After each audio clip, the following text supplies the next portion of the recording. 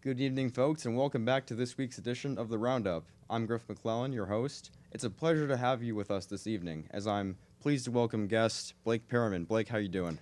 I'm doing great, Griff. Appreciate you inviting me onto the show. Of course. Good to have you here.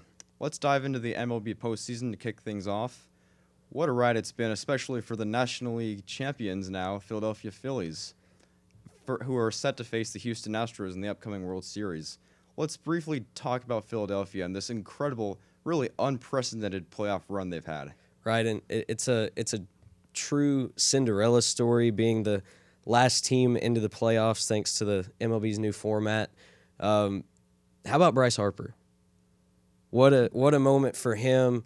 Eighth inning, has a man on, down by one. It's the kind of moment as a former baseball player that you dream about and you want to be in.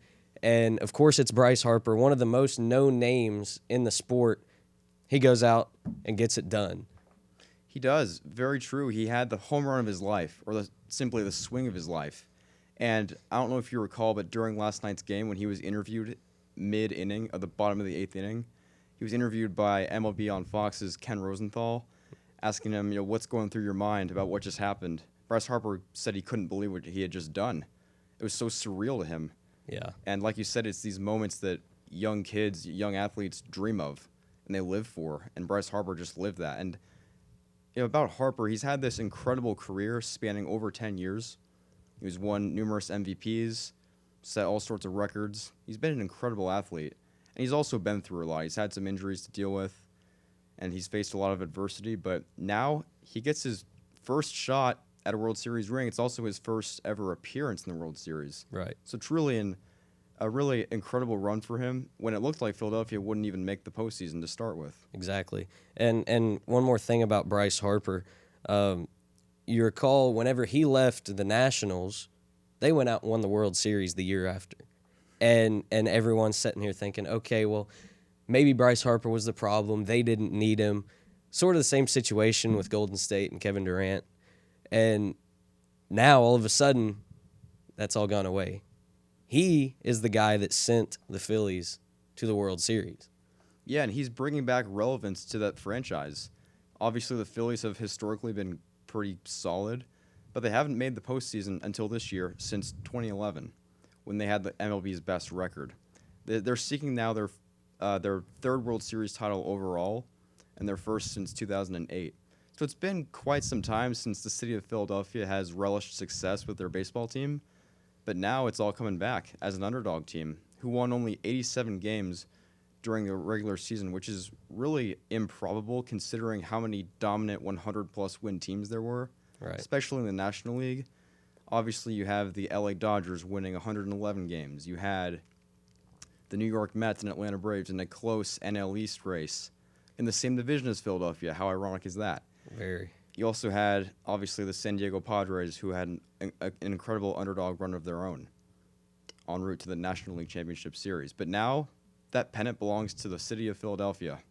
And I can tell you, as a friend of somebody who's a Phillies fan, he was showing me all kinds of videos of Philadelphia last night, and what a time to be alive there. The Phillies are in the World Series. The Eagles are undefeated, So, congrats to the Phillies, Yeah, Philly fans are definitely having the time of their life right now, to say the least. Meanwhile, on the American League side, the Houston Astros are seeking their first World Series championship since 2017. This is overall their fourth trip in the last 6 seasons. What do you want to talk about them? Do you think they're the favorite, obviously, and what can we expect from them going into this series? Yeah, I agree. I think they're the favorite. One thing to look out for, the Phillies' pitching rotation has continued to get better as we move through the postseason. They have, I believe, a rookie as one of their starters, and he's done very well. Their bullpen's deep, but at the same time, you look at the Astros pitching staff, it's probably the best in the league, not only the starting rotation, but the bullpen. So the Phillies are going to have their hands full. Jose Altuve, who, of course, everyone that is a baseball fan is going to know, he hasn't really been there this postseason. He's hitting only .094, not even getting a hit in 1 out of 10 at-bats. 171 on-base percentage. But the guys around him are picking it up. Alex Bregman, for example, hitting .333. All the guys throughout their lineup have picked up where Altuve is left off, and now they're in the World Series. Of course, Altuve is one of the guys that's been there the whole time, and I expect him to pick up his pace. Very true indeed. Altuve hasn't necessarily had the greatest postseason statistically, like you said, but the team around him has so much depth, and that's what's carried them. And that team is currently unbeaten in the postseason after sweeping Seattle and now New York. So it's really an unbelievable run for the Houston Astros. Now, real quick, before we go to a commercial break, what's your World Series prediction? Who's taking the series? I hate to be that guy. As much as I want to pick the underdog here, I think the Astros win it, but it will be a competitive series. I got to say Astros in 6. I'm going to have to agree with you. As much as we love the underdog in all sports, Philadelphia is unmatched when it comes to Houston's overall lineup and their pitching staff and lineup as well. That team is just so dominant. They've been here before. They're more experienced. They have a bunch of veterans. They won 106 games in the regular season. They're the better team by far. So overall, it's very, very hard to bet against them. So I'm picking the Astros, even though they lost last year and in 2019 to the Nationals. We'll have to see, but I think this is the year they get it done. I think it is. All right, well, we're going to take a quick commercial break, but don't go anywhere. We'll be right back. Pecans are staple to Oklahoma. In fact, many of our native pecans come from trees that are older than Oklahoma statehood. My father's the one that got us started into the pecan picking. I was probably 10 or 12 years old, and we started off with one little mechanical picker that you pulled behind a four-wheeler. Then we'd go home at night and we'd clean them on a TV tray. I guess watching my dad work hard when we were young, and people started trusting him and getting more and more groves, we just kept growing. Being a relatively new and fresh company, we get to sit in the same room with people who have been a part of the Oklahoma economy for decades. It's opened a lot of doors. It's gave us quite a bit of exposure, and I think people, will take a small company like us a little more serious. We're just going to continue growing as long as our community lets us and our customers keep on buying, and we'll see where it takes us.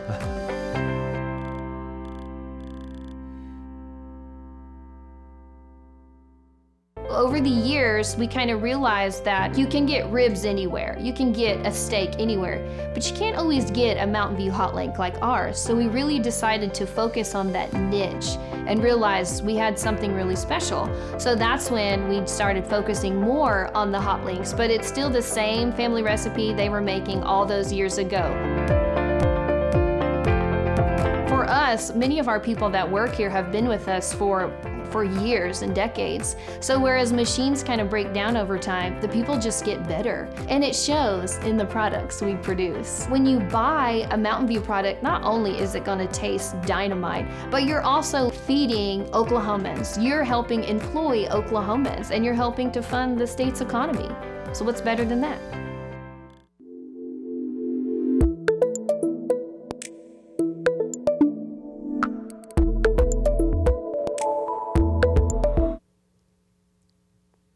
All right, welcome back to the Roundup.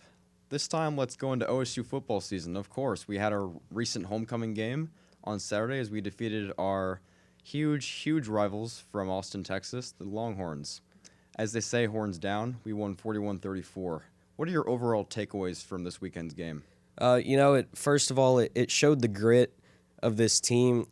Last week against TCU, there was some talk and some speculation about OSU taking their foot off the gas in the second half, and it was the exact opposite this week. Really picked up the pace, outscored Texas, I believe, 24-3 in the second half, and you could tell that team was motivated coming out of the locker room, and Derek Mason made some great second half adjustments. Texas really beat us in the first half with the big plays. They had 3 plays go for over 40 yards. All 3 ended in touchdowns in the first half. Second half, their longest play was 27 yards. It was a throw to Xavier Worthy, and that drive ended in a punt. So you can see that the big play limitation was there in the second half, and got to give props once again to Derek Mason with those great adjustments. Absolutely. I agree, and giving kudos to Derek Mason, considering that OSU's defense has struggled all season long by missing tackles, allowing big-time plays on offense. As you mentioned, Texas had a bunch of plays for over 40 yards and resulted in touchdowns, which was really burning us in the first half. We trailed by 14 at one point in the second half, but as you said, we only held them to 3 points, thanks to our defensive adjustments. And that's especially vital after losing Brendan Evers for the season. That's a difficult loss to accept, but as we do in all things in life, just move on, just press forward. But in terms of the game, yes, Texas had us beat in the first half. The score was 31-24, I believe, at halftime, and the ironic part is their quarterback, Quinn Evers, only completed 19 out of 49 passes. He did not necessarily have the greatest performance, but that team was dominant. And Bijan Robinson had a couple of big plays as well, but Spencer Sanders took over when it mattered most in the fourth quarter, throwing for 2 touchdowns, both of which in the fourth quarter, of course, en route to a big-time win as OSU has now climbed its way back into the top 10.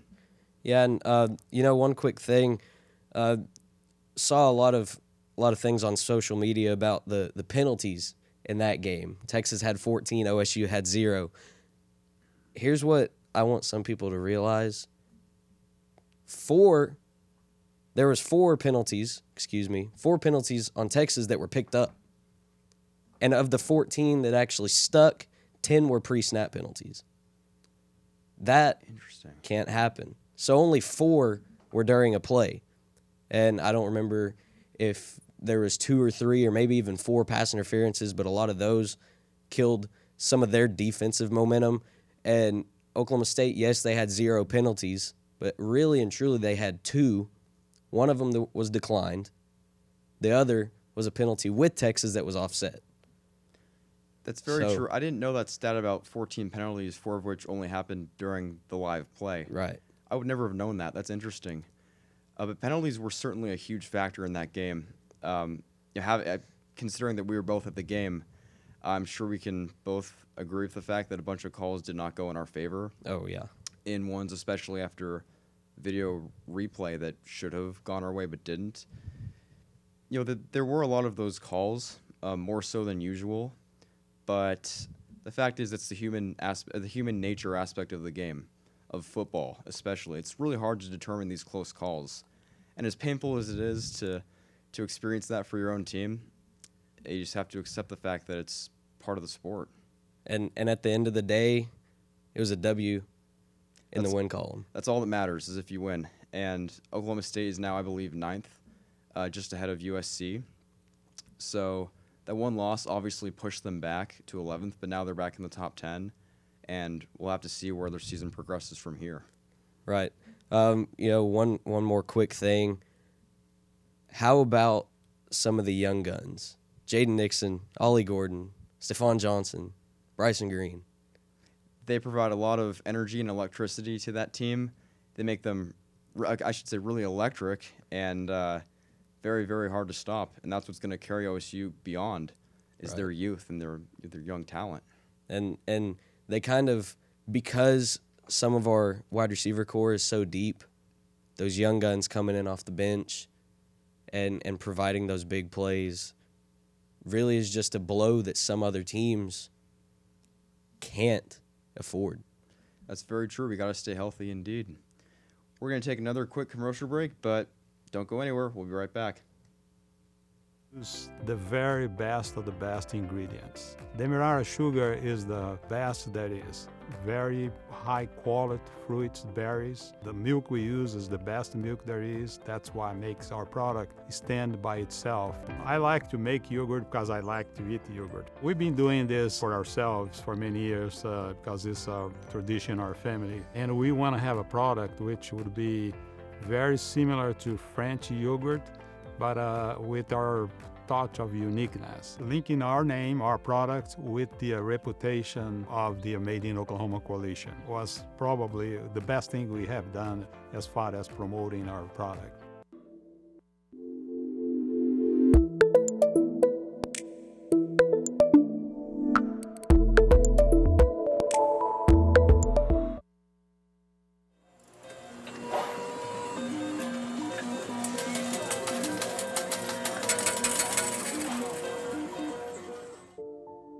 may have been to casinos at some point in your life, but do you really know the truth behind the game you're playing?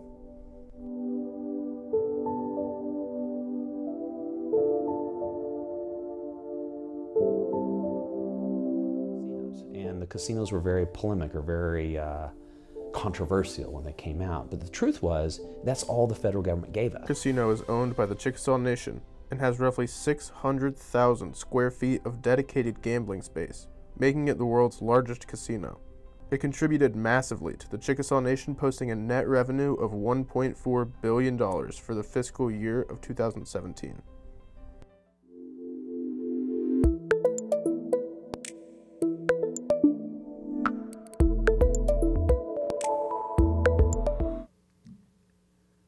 Welcome back to the Roundup. Let's dive into the NFL season. We're about to finish Week 7 after tonight's conclusion of the Chicago Bears and New England Patriots. This past weekend we had some very interesting results. There were obviously some big names missing, considering that the NFL's two best teams, arguably, the Buffalo Bills and Philadelphia Eagles, were on their bye week. But aside from that, we had some pretty entertaining action, starting with a Super Bowl 54 rematch in the Kansas City Chiefs and San Francisco 49ers. What are your takeaways from that game, particularly in the second half? Well, you know, that kind of hit the nail on the head there. Second half, going into halftime, Chiefs missed a field goal. And score was 14-13. The 49ers had quite a bit of momentum going into the break. Go out in the second half, it just seems like it's all gone. And Chiefs score touchdown on 4 of their 5 second-half drives. 49ers have 2 turnovers, And, you know, I don't want to say they gave up, but it sure felt that way. I don't know if giving up is the correct term. I can't think of a better way to put it. We'll keep it at that for now. But aside from that, it's true about the end of the first half, like you were saying. Kansas City missed a field goal. San Francisco seemingly had all the momentum in the world. We can't forget, right before the Chiefs missed a field goal, right before halftime, the 49ers were deep inside Kansas City territory, inside their 5, until Jimmy Garoppolo threw an interception. Right. So 49ers had momentum, plenty of it, and they had a chance to go up a touchdown going into halftime. They obviously blew that opportunity, and then KC blew one. So it was really up for grabs. Anyone could have won it. And at the start of the fourth quarter, it was seemingly close until Mahomes found McClellan Hardman for a gain of, I want to say, at least 60 yards on that third down. And McClellan Hardman had a huge impact, recording 3 touchdowns. That offense is electric, and they've definitely found ways to replace Tyreek Hill, right, to say the least. And that's another big factor about, especially this matchup between Kansas City and San Francisco. Third down conversions for Kansas City. Just think back to Super Bowl 54, 3rd and 15, when Mahomes connected with Tyreek Hill. Down 10 points in the biggest game of the season, a 3rd and 15 conversion, which led to 3 consecutive KC touchdowns in the final 6 minutes of the game. KC won the championship. It's really, that's what these championship plays come down to. Are you able to convert third downs and perform at your finest in the times it matters most? And KC did that, and that's why they're still a legitimate contender and a major threat in the AFC. Right. And San Francisco is undoubtedly quite talented. They're just struggling, and KC clearly got the better of them yesterday. And the 49ers need to get healthy, though. That a is lot very of their true. A lot of their key players have missed significant time, not just this season, but the past 2 or 3 seasons. That always seems to creep up on them because they're always a team that everyone looks at as, hey, they're gonna make a run and they're gonna be maybe in the conference championship like they were last year, but they're not quite 100%. When they are 100%, man, one of the best teams in the NFL, maybe the best to some people. Arguably, and with San Francisco, they made the NFC Championship last season unexpectedly after defeating Green Bay in the divisional round. San Francisco was the 6th seed last year, but when they were healthy in the postseason, that's when it mattered most, obviously, and that's what got them over the edge. They came up short, but really, to be able to keep your players healthy is a very, very vital asset to success in the NFL. Meanwhile, in other NFL news, let's hear your take on this. Is it an overreaction to say that Tom Brady and Aaron Rodgers are both going to miss the postseason?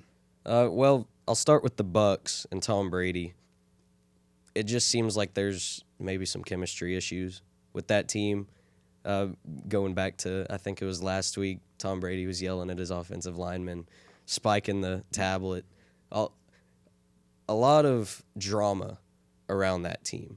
So I don't think that one, to me, is an overreaction. For the Packers, Aaron Rodgers is still Aaron Rodgers. He just needs some pass catchers that aren't in the depth chart as running backs. That's very true indeed. Green Bay has definitely gone cold recently. They once held a division lead, but now they've fallen to 3-4, and the Minnesota Vikings have seized control of that division and now hold a sizable lead at 5-1. Now, going into the season, I predicted Minnesota to win the NFC North, but I didn't necessarily think they'd get off to such a hot start like they have. It didn't seem like it would be such a runaway at this point in the season. It's beginning to look like that, unfortunately, for Green Bay. Now, as you said, Aaron Rodgers is still Aaron Rodgers. In the postseason, he's done magical things before. He's had some incredible, legendary, all-time throws. Just think of the Hail Marys he's had in the postseason, all the heroics he's come up with. But, again, if he doesn't have that strong receiving core, that team's going nowhere. So, again, I agree with you. I don't think it's necessarily an overreaction to think that two NFL legends, Brady and Rodgers, are in danger of missing the postseason, because it's very much a reality at this point. And there is some teams, for example, the New York Jets, they're 5-2. The Giants are 6-1. Who saw that coming? Nobody. I don't even think Giants or Jets fans saw that one coming. So there's some teams out there that I guess you could say are seeing the downfall of some other teams and are like, okay, well, we might as well pick it up now. Brian Daboll is definitely my vote right now for the Coach of the Year. On that note, we're going to take another quick commercial break, but again, don't go anywhere. We'll be right back. I'm Kristen Hawkins. I went to Oklahoma State University here in Stillwater in 99 to 2004. I've always felt like Stillwater needed more family-friendly things to do, and we have opened up AR Workshop. We do everything from knitting blankets that can be done in a 3-hour class. We create doormats and porch signs, the Christmas wreaths with our yarn that we use for the blankets. We also do, we just started a new project for gnomes. We've done pumpkins during the fall, but our big thing that we do here are interior signs. Our designs are extremely unique to our workshop. Customers come in, everything is here for them to do. They create everything. They can be as hands-on as they want. They came in here to relax and have fun, and that they are proud of their project that they've made.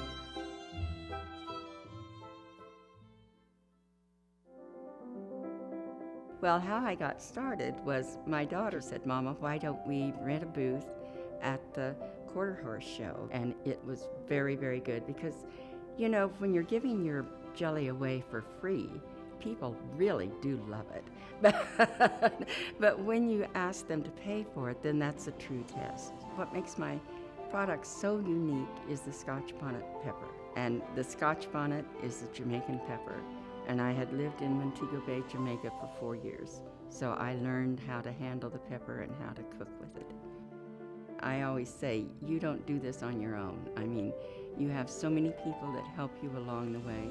For me and for many of us, that's my name on that jar, and it better be good.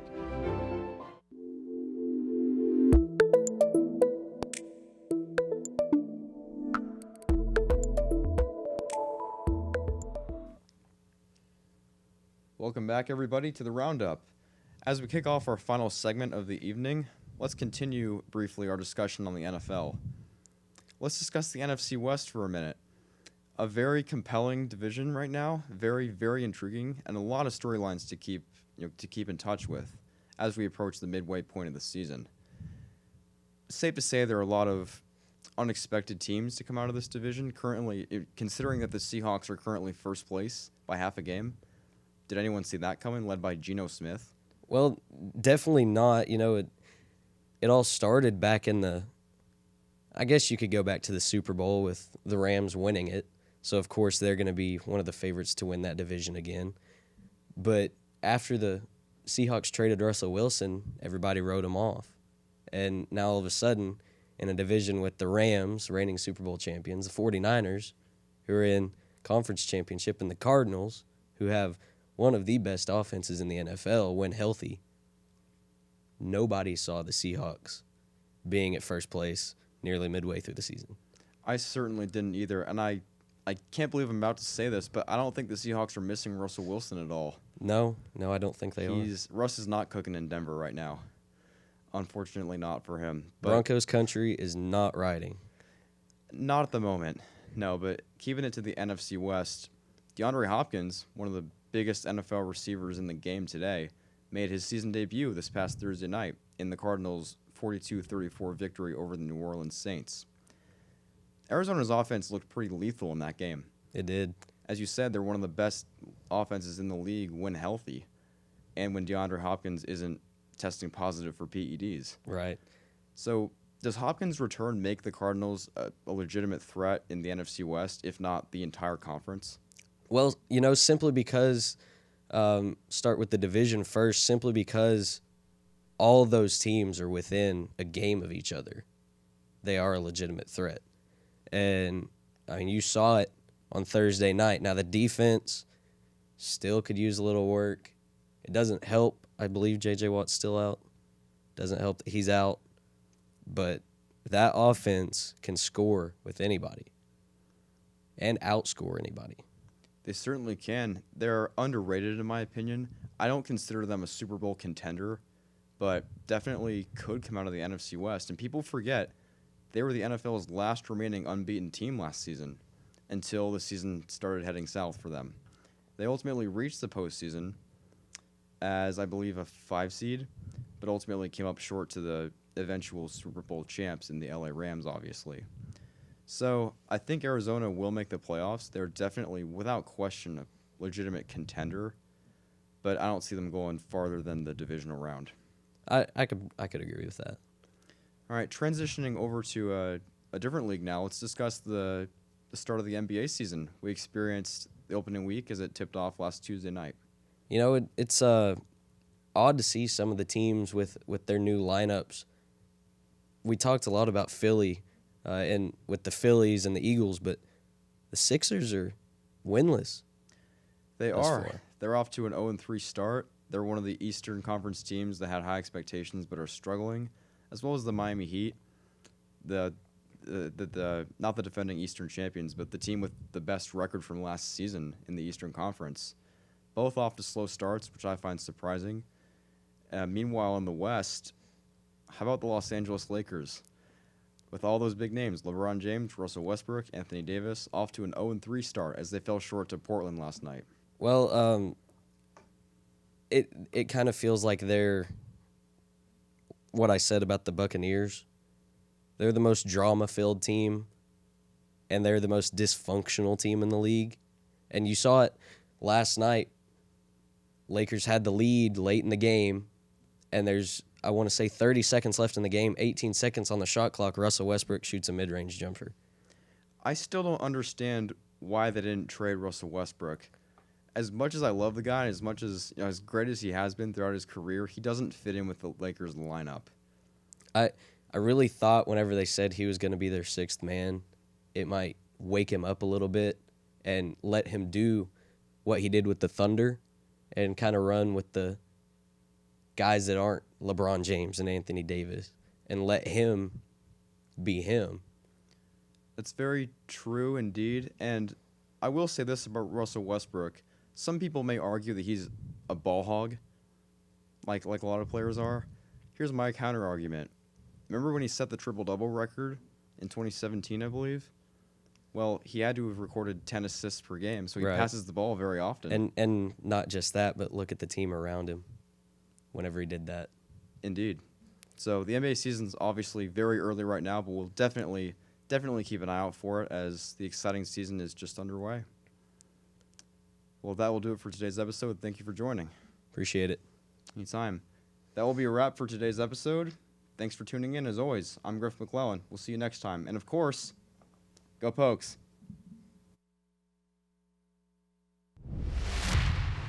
Our state is one of the most beautiful and unique states in the USA. With diverse geographies, the historic Route 66, unforgettable restaurants, and some of the greatest people on the planet.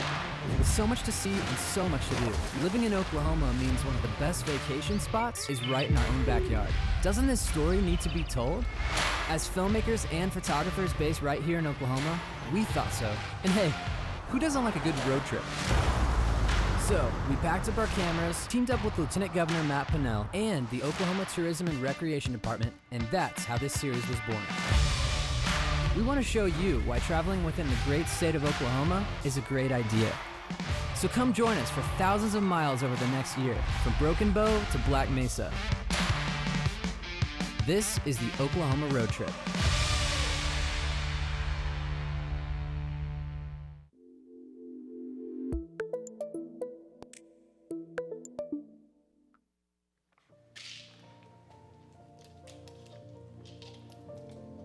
So it is not a night out with friends. It is not a one-night stand that seems out of character. It is not an extra confident day or a one night of sleeplessness.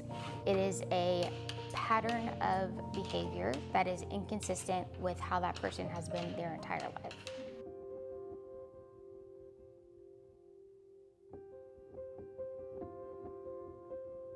I did not know this, but there are several types of bipolar. I was diagnosed with bipolar 1, and bipolar 1 is characterized by mania, which is when the symptoms of hypomania become dangerous and become destructive.